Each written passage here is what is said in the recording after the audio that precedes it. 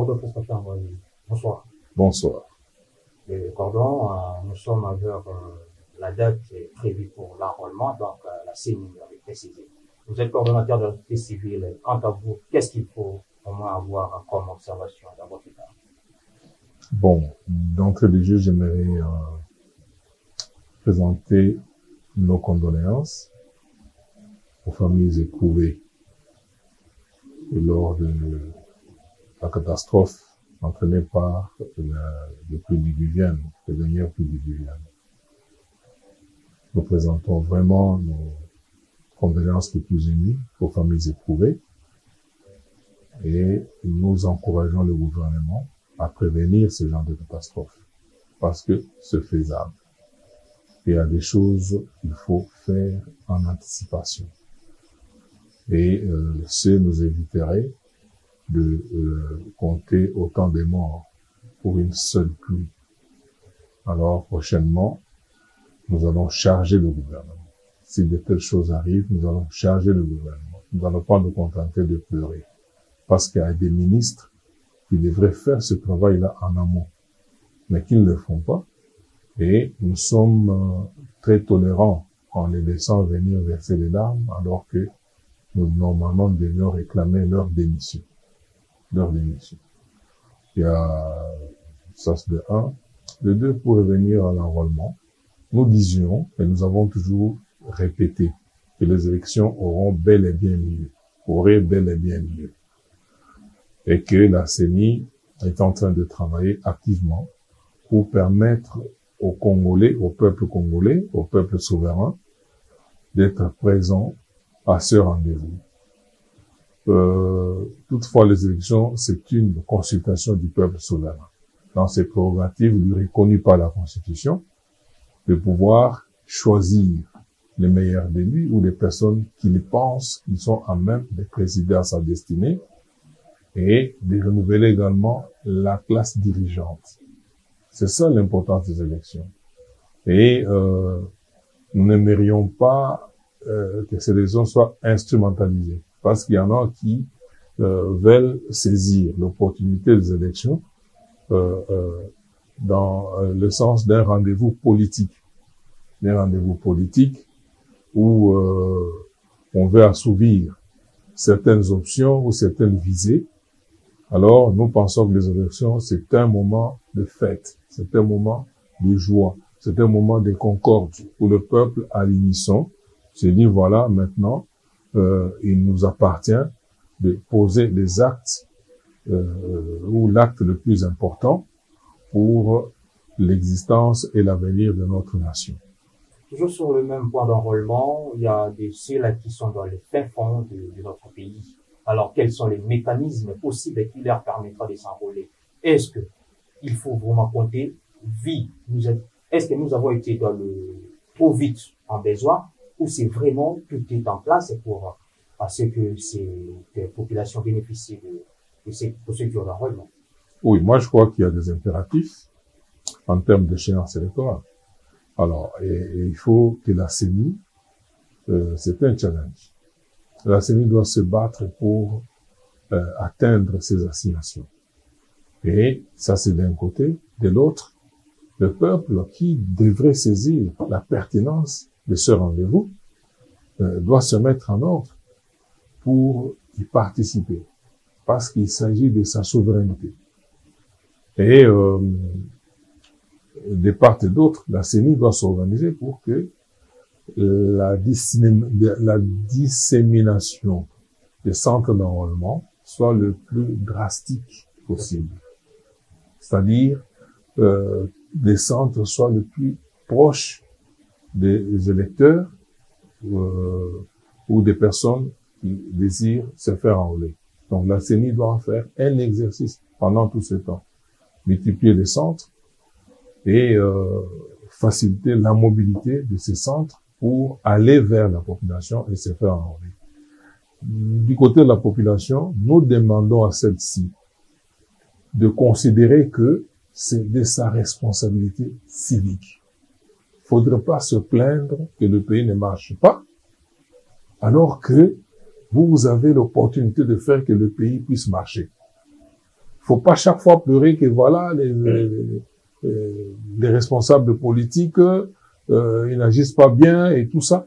Voilà l'opportunité qui vous est réservée de pouvoir sanctionner positivement ou négativement tous nos représentants là. Et le peuple doit d'abord se tenir prêt, et pour se tenir prêt, il faut s'enrôler. Il faut s'enrôler, donc nous demandons à la population de s'enrôler massivement. À l'intérieur, même à accomplir ou observer, consentir ou endurer quand il le faut. Parce que si vous restez cloîtré à votre maison et que l'enrôlement se fait le jour des élections, vous n'allez pas voter. Donc vous êtes inexistant dans la marche du pays. Oui. Vous êtes les contracteurs généraux de spécificité. Les Congolais sont habitués d'enrôler pendant 3 mois. Mais cette fois-ci, on a donné une durée d'1 mois. Est-ce que ça va suffire pour moi? Ce n'est pas une façon là de provoquer déjà. Non, quand vous nous constatez, selon les statistiques, quand on dit 3 mois, bon, les gens disent on a tout le temps.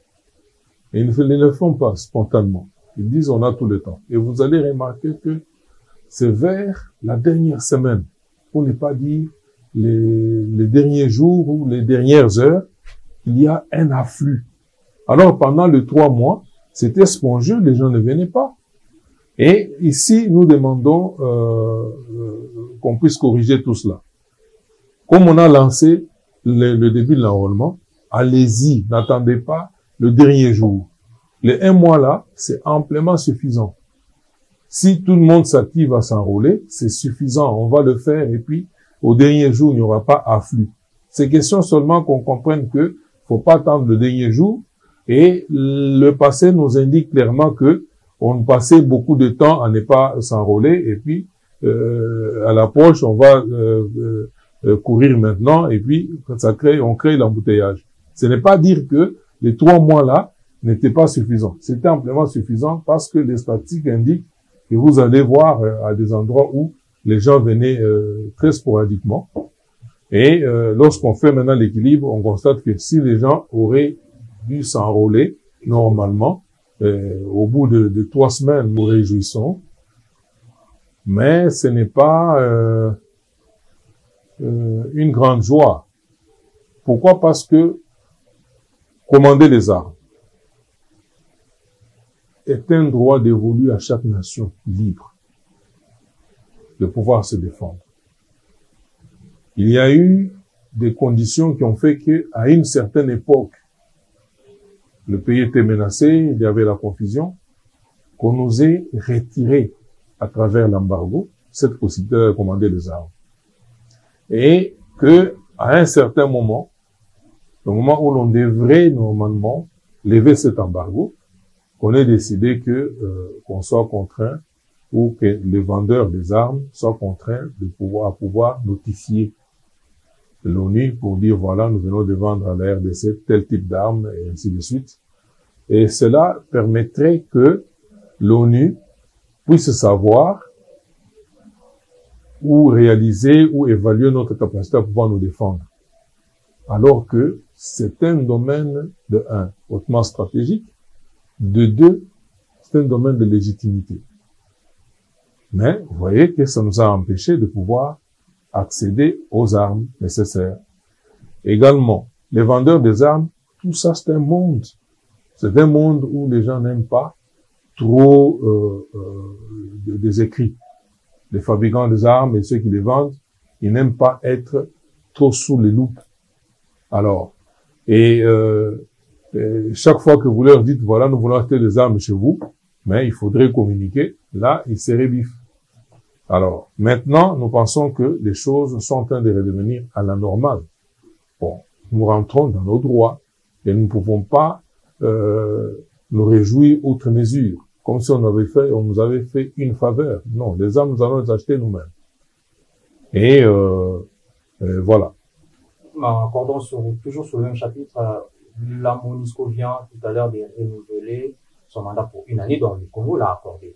Mais sur la même MONUSCO, dont on avait carrément suspendu sa présence, mais dans ces cas, ça ne pouvait pas bouleverser les choses. Est-ce que cette diplomatie semble être d'un côté un intérêt individuel d'un individu quelconque, disons.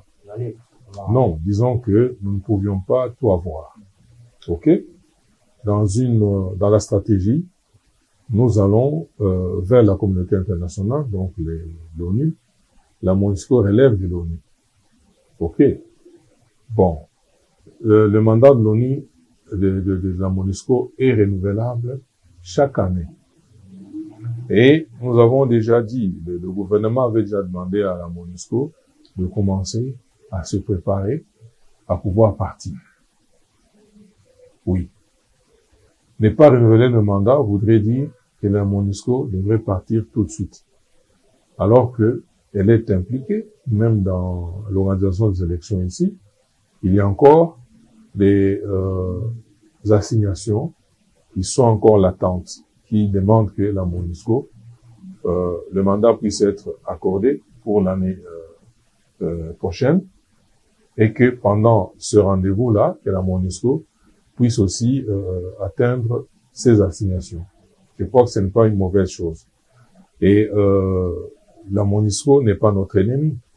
Bien sûr, c'est un mandat, et puis parmi ses missions, elle a quand même accusé beaucoup de faiblesses dans l'exercice ou dans l'application de certaines de ses missions, mais elle n'est pas ennemie aux Congolais. Et nous demandons beaucoup plus de responsabilités cette fois-ci à la MONUSCO.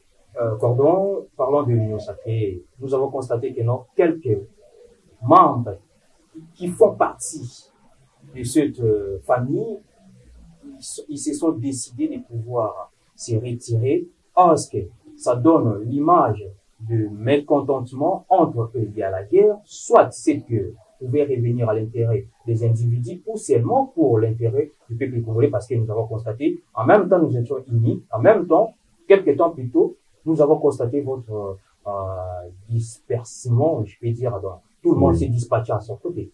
Non, merci beaucoup. Moi, je crois que le moment que le Congo traverse, avec tout ce qui se passe à l'Est, les exécutions sommaires, la population se retrouve dans un espace non-État. Et la menace est d'une hauteur qu'on a difficile à évaluer jusqu'à présent, avec des implications multiples.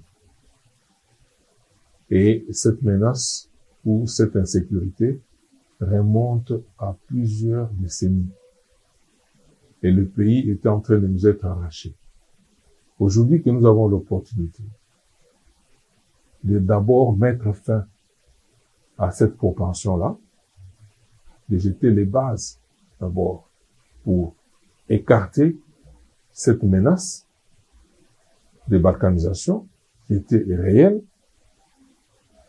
Aujourd'hui que nous venons de parler de l'armée ici, aujourd'hui que notre armée est au front, nos militaires sont engagés dans des opérations périlleuses. Et ils auraient aimé, ou la nation, ou le peuple congolais aurait aimé que nous soyons tous unis derrière ce qui nous attend présentement. C'est à quoi nous sommes confrontés. Mais, malheureusement, il y a des acteurs politiques qui ne voient que leur personne, qui ne voient que leurs intérêts, qui ne voient pas l'intérêt de la nation. Là, vous parlez de l'annonce de la candidature de M. Katumbi, et qui entraîne des conséquences que les ministres, les amis qui sont au gouvernement puissent démissionner. Mais nous pensons que le gouvernement a un programme très important. Et parmi les ministres venus de l'ensemble de la République, il y a des têtes, il y a des personnes qui ont accompli des hauts faits.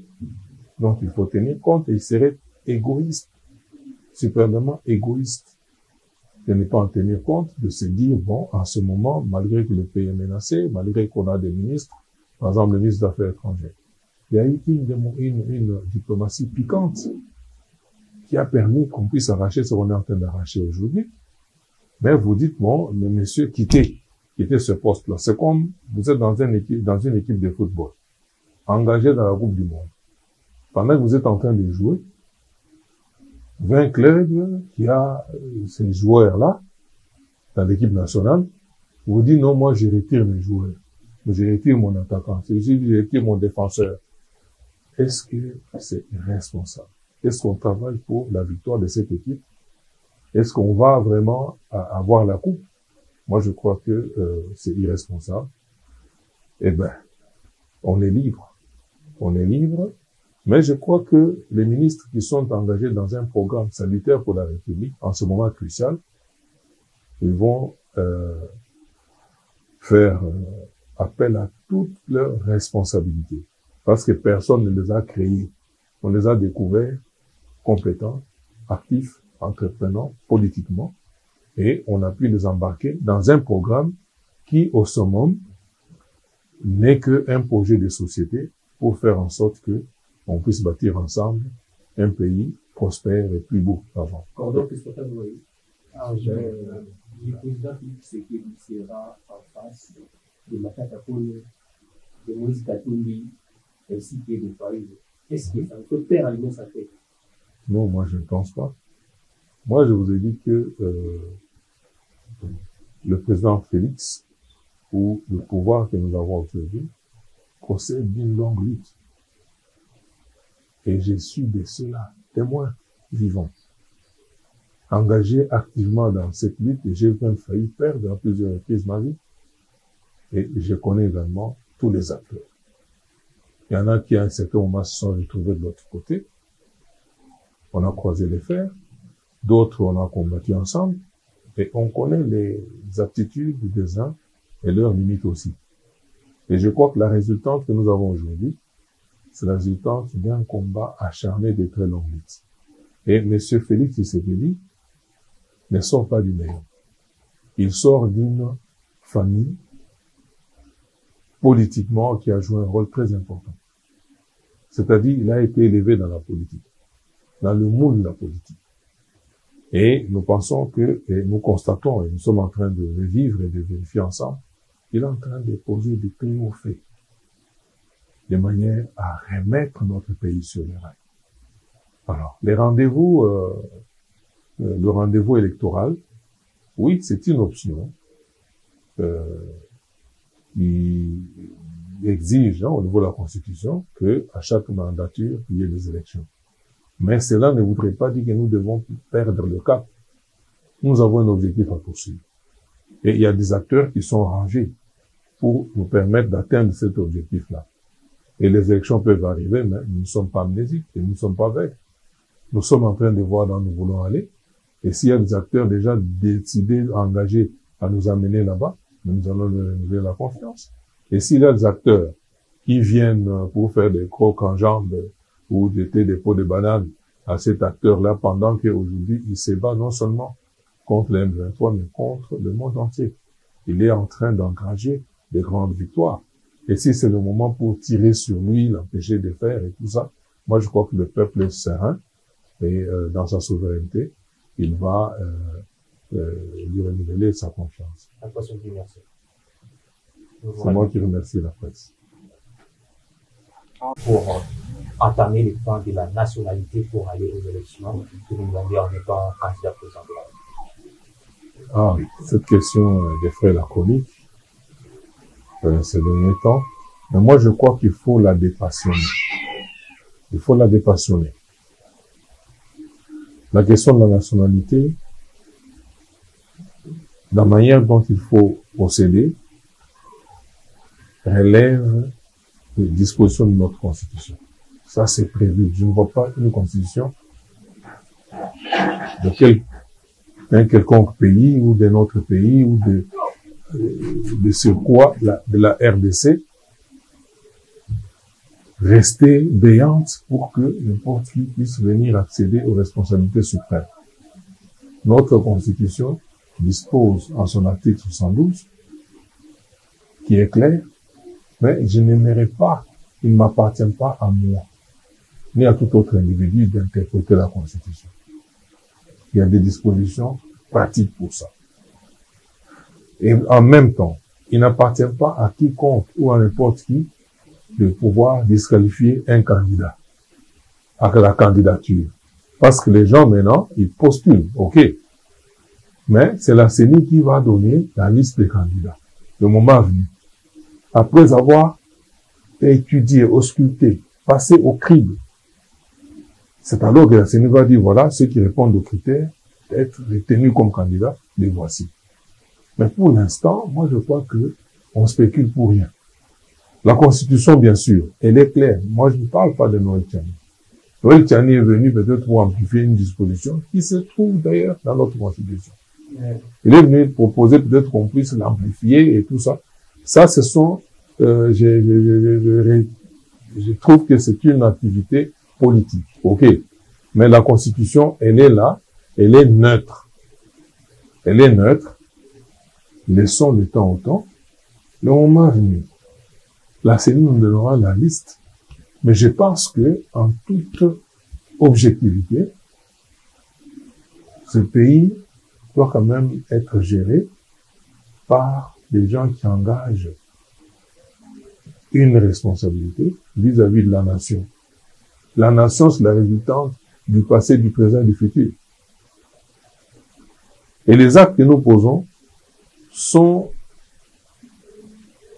dictés ou influencés par cette dimension-là, le passé, le présent et le futur. Et nous pensons que si le législateur a disposé que il ne puisse postuler que les gens qui remplissent tel critère, il faudrait s'astreindre à ça.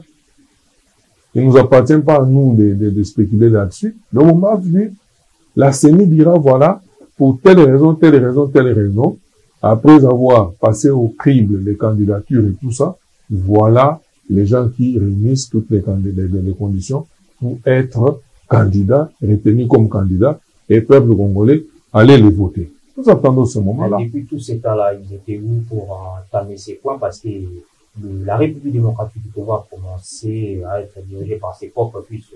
Il y a longtemps, dès lors que Félix Tshisekedi, qui est actuellement le chef de l'État, est entré, et du coup, on commence à entendre les sons de la nationalité pour non, écoutez, une catégorie de le personnes. pays, nous devons quand même reconnaître que le pays était sous occupation. Nous n'avions pas le contrôle du pays, ça, on doit le reconnaître. On nous imposait n'importe quoi, et c'est pourquoi il était menacé même de disparition, en tant que nation, en tant qu'État. Alors, aujourd'hui que nous revenons, nous chantons, nous prenons chaque jour que nous sommes un État de droit. Alors, laissons place au droit. Donnons la place au droit, n'interprétons pas, ne nous substituons pas à la Constitution. Laissons la Constitution agir et elle est opposable. Ces dispositions sont opposables à quiconque. Donc, laissons cette Constitution agir. Aujourd'hui, dire que tel ne peut pas être candidat ou ceci, moi je crois que ce sont des fluctuations politiques et ça existe. On peut laisser libre cours. Mais le moment venu, il appartiendra à la CENI de nous présenter la liste des candidats. Et nous allons l'agréer. Et là, on ne pourra plus discuter. Voilà. C'est moi qui vous remercie. Sango. Nous botuni biso makambo etali enrôlement oyo ezobanda déjà soki tolobi boye na matali enrôlement ezali ngonga to ngala epesameli na peuple souverain oyo ezala makoki nyonso peuple souverain po apona bato oyo amoni ete bakoki kokamba ekolo bakokota na bitando oyo ya baassemblée nationale sénat po bayeba kokamba yango bayeba kozongisela ye bolamu oyo peuple azozela pamba te nzoka peuple nde akambaka à travers bantomo na ye engonga yango epesameli yango wana toza kosenga peuple congolais bokende kosanrole mpe bozwa ngala wana ya kopona bato oyo bino bolingi na mbala oyo tokosenga ete bolanda liputa te bolanda triko te bolanda supu te bopona na bwanya nini bomoni te opona bato bapesa bino mikongo me na mbala oyo boyebaka ata soki bapesi yo supu ya mokolo moko yango nde ekobikisa yo te eloko ekobikisa mpe ekobongisa mboka oyo ezali kopona bato oyo ya bwanya bato oyo bakotosa peuple bakoyebake baponi biso parceke toza na makoki oyo peuple mpe alimboli te ke makoki wana tokoki kotia yango na molongo mpo peuple mpe ayeba kose retrouve. Alors, vous savez, là, yango, vous pouvez s'enrôler dans Ngongo massivement. Vous pouvez belé vous s'enrôler. Vous tournez biso, Maïmatali, sécurité na Est. Oui, sécurité na Est, Nations Unies. Pautaï kozo kolongola, mokano moko ezalaki, koloba ete, liboso pambate ceux qui sont mis manduki. Esengeli bato bateli biso manduki bayeba koyebi loba o telle nationalité o bwena boye biso tolobi ke tolongola nini motema moto na matali makambo ya nationalité constitution alengeli ayebi azana nini mabongiso ya ye ya koyeba pe kolakisa motu nini akoki kozala candidat président de la République. Tokopesa ngonga so ebelemi seni akoyeba sili kososola akoyeba kotala bakandidat nyonso oyo basi batiaki bakandidature na bango akoyeba nani aza na makoki ya kozala retenu lokola candidat po akende sikoyo na bitumba bango ya élection. Ngonga wana nano ebelemi te, kimia ezala nde na mboka. Ngongo nanu ebelemi te, campagne électorale na ngongo eza nanu te, tozosala nanu Maïmatali obunda ekolo ezwa bosomi nango bitumba eza na este kuna ezosenga biso nyonso bakongole tozala liboke. Alors tozela seni nde aza na makoki, justice nde baza na makoki ya ngonga so ebelemi bakoyebisa biso ke tokotala liste ya bakandida bato oyo baza na ndingisa sikoyo ke bapostule mpona nini balongi bazana balongisi badossier na bango elongi alors bakoyeba kozala bakandidat. Et puis eza likambo ya biso peuple te ezali makambo ya constitution, eza likambo ya biso bapolitise te to mandolo bakeno parti boye na boye nde bazobunda te wana etali nde constitution. Constitution so elengeli lolenge wana ezali mpona kobatela mboka, eza mpona intérêt ya mboka wana toza clair. Natondi bino botondi.